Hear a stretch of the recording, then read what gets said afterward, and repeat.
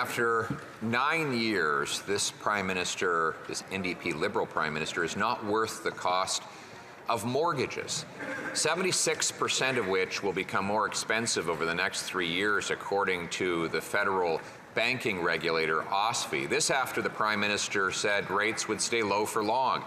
We know that his massive government deficits have driven rates up 2 percentage points higher than they otherwise would be, according to Scotiabank. So will he accept my common sense dollar-for-dollar plan to cap spending and cut waste to bring down interest rates so Canadians keep their homes?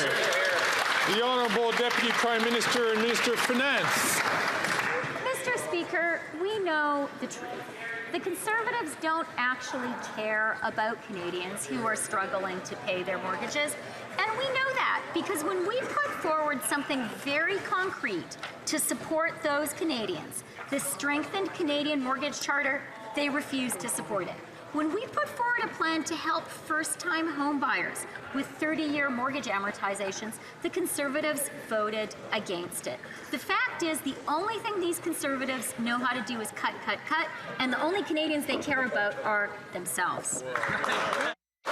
The Honourable Leader of the Opposition. Mr. Speaker, we have voted against everything this Prime Minister has done to balloon the cost of living of Canadians, to increase food bank use by 50% over 3 years, to send 1/4 of all young people to the food bank in 3 months alone, 1/4 of all Canadians skipping meals because they cannot afford a home, a 38% increase in homelessness since 2019.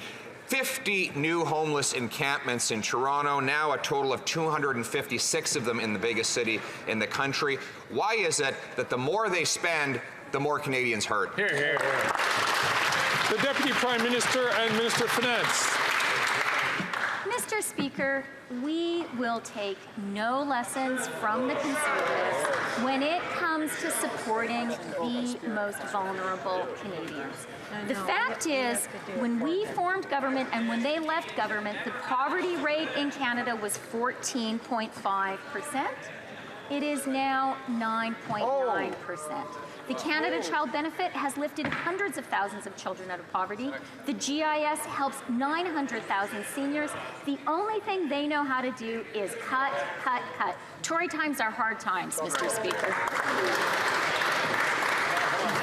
The Honourable Leader of the Opposition. We know how to cut taxes, Mr. Speaker, and that is why we reduced poverty and had affordable homes 9 years ago when common sense Conservatives were in government. Since that time, housing costs have doubled, mortgage payments have doubled, rent has doubled.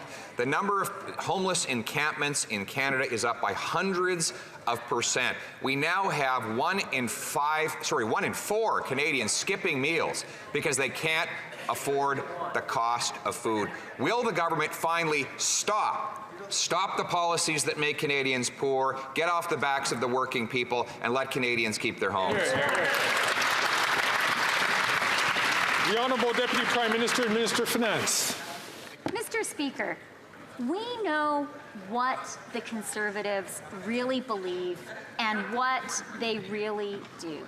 When this leader was in government, how many homes did he actually get built? 6, Mr. Speaker. Just 6 homes. We know what Conservatives do to programs that support the most vulnerable. Cut, cut, cut. We have put forward a national school food program, a dental care program, national early learning and childcare. They want to cut those programs. We won't let them, Mr. Speaker.